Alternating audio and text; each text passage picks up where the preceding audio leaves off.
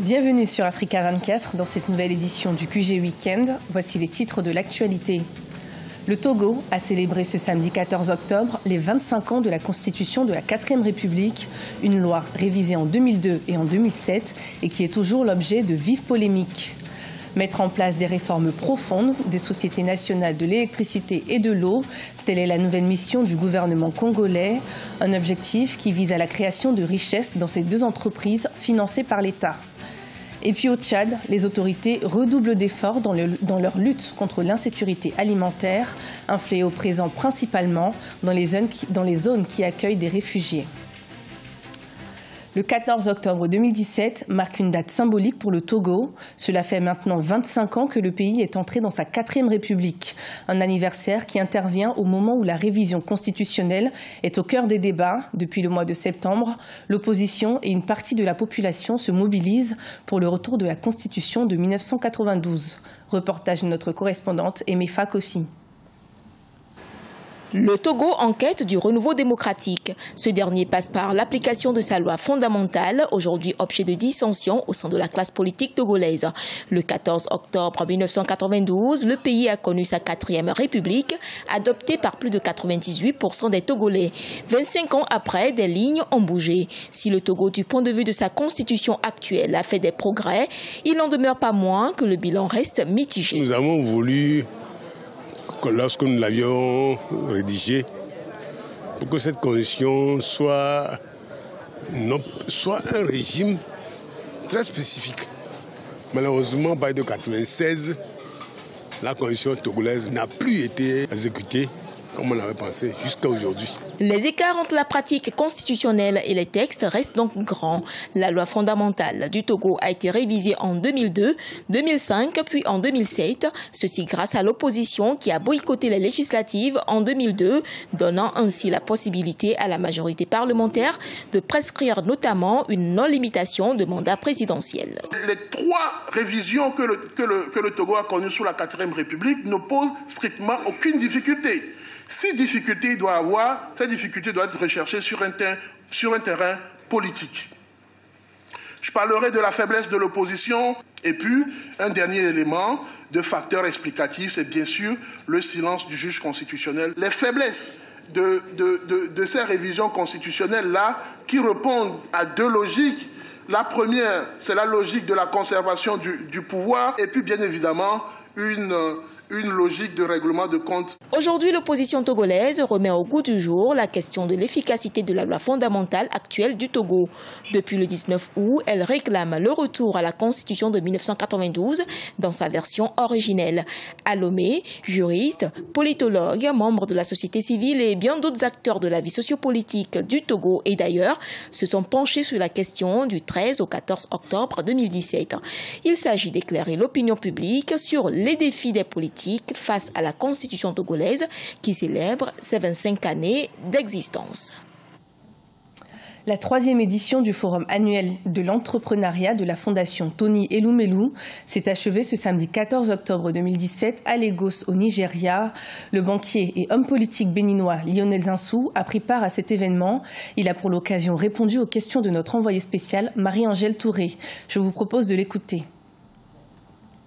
Forum des entrepreneurs ici à Lagos. Effectivement, la fondation Tony Elumelu organise pour la 3e année consécutive cet événement qui rassemble plus de 1000 jeunes entrepreneurs venus du monde entier. Je me trouve en compagnie de monsieur Lionel Zinsou, qui est l'ancien Premier ministre du Bénin, qui a participé à cet événement en tant qu'intervenant, panéliste, et qui va justement nous dire comment vous avez perçu cet événement, quels sont les enseignements que vous pouvez tirer d'un tel rassemblement où en quelques années on se rend compte que plus de 150 000 emplois en 3 ans, 150 000 emplois ont été créés à travers l'Afrique dans les 54 pays du continent africain. Écoutez, c'est la 3e fois que j'y participe, donc j'y participe depuis le premier jour et je suis vraiment très impressionné par l'efficacité et surtout par l'énergie qui se dégage. C'est-à-dire on est vraiment en présence peut-être chaque année des 1000 jeunes les plus entreprenants, les plus enthousiastes, les plus créatifs, mais ils viennent avec des vrais projets. C'est-à-dire que là, ils étaient 98 000 à soumettre un projet, 1000 qui ont été retenus. Ça veut dire que ce sont des projets qui en effet sont directement créateurs d'emplois. Ça, c'est vraiment une expérience unique par sa taille, unique par l'énergie qu'elle dégage. Et je crois qu'on doit être très reconnaissant à Tony Elumelu d'avoir pris cette initiative philanthropique. Et chaque fois, le vice-président du Nigeria honore de sa présence. Et les grands capitaines d'industrie, aujourd'hui le plus grand capitaine d'industrie d'Afrique, Aliko Dangote, était là pour donner un modèle et dire oui, vous pouvez. Et yes, we can. C'est-à-dire on peut vraiment changer la donne. Vous imaginez quand on aura fait 10 000, donné 10 000 bourses et qu'on aura passé 10 ans, on risque d'être près d'1 million d'emplois créés. Et ça, c'est vraiment à l'échelle quelque chose d'unique en Afrique. Je crois qu'il n'y a même qu'en Afrique qu'on pourrait faire ça. Est-ce que vous ne trouvez pas aussi qu'il y a une part de stratégie dans l'action justement de la fondation Tony Elumelu? Parce qu'on se rend compte que cette fondation forme et accompagne des entrepreneurs qui seront peut-être les leaders économiques de demain. Donc, quelque part, Tony Elumelu a, dans les 54 pays du continent africain, de potentiels partenaires qu'il a aidés à évoluer. Oui, c'est vrai, non, ça peut avoir des retombées économiques positives.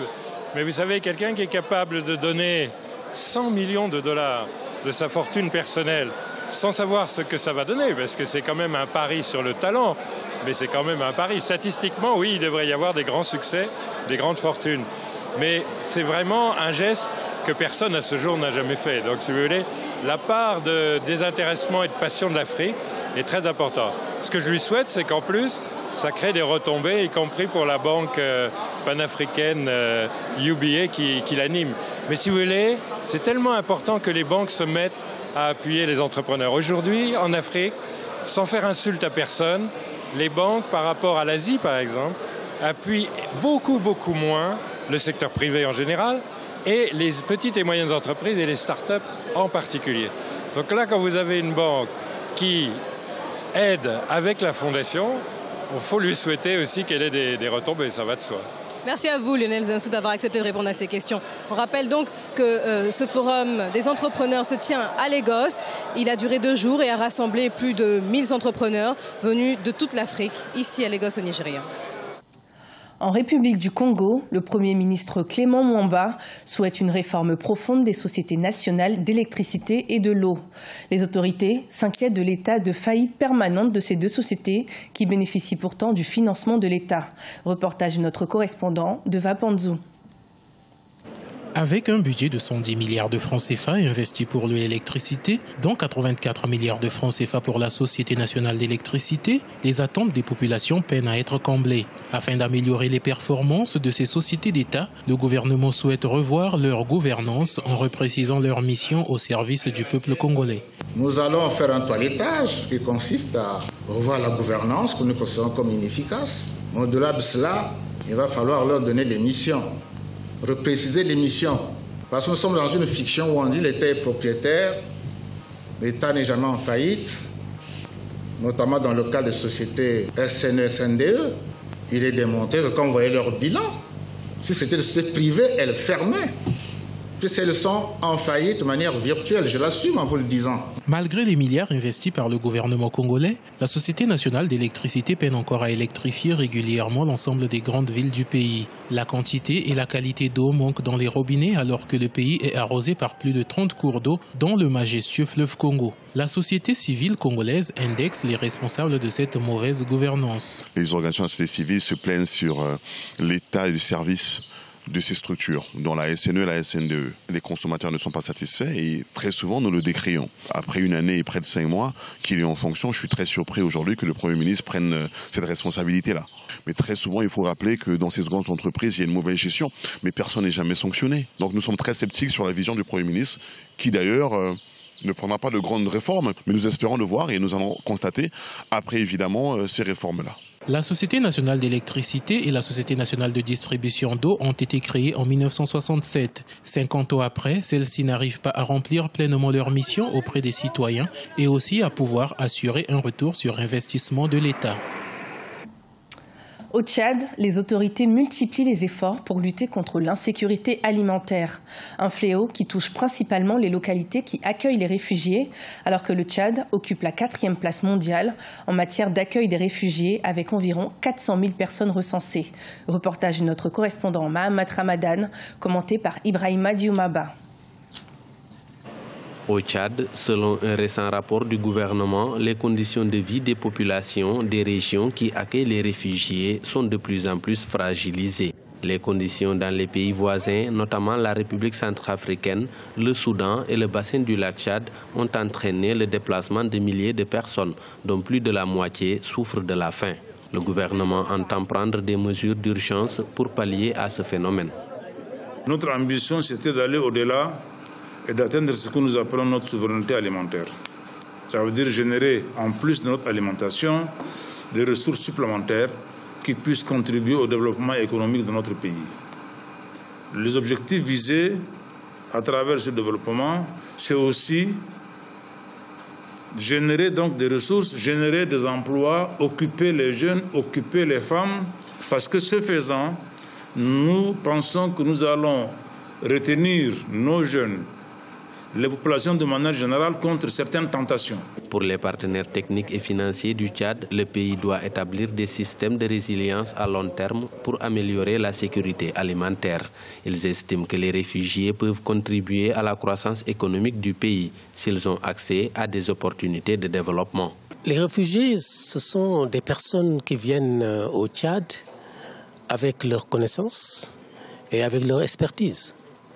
Beaucoup d'entre ces personnes sont des agriculteurs, des éleveurs, des pêcheurs. Donc ce sont des personnes qui ont pratiqué ces activités de longue date. Il faut qu'on utilise ces capacités-là. C'est une valeur ajoutée en termes de productivité dans ces secteurs-là. Le Tchad a commencé le processus de mécanisation de son agriculture en 2015 et a importé de nos jours plus de 3000 tracteurs pour venir en aide aux paysans.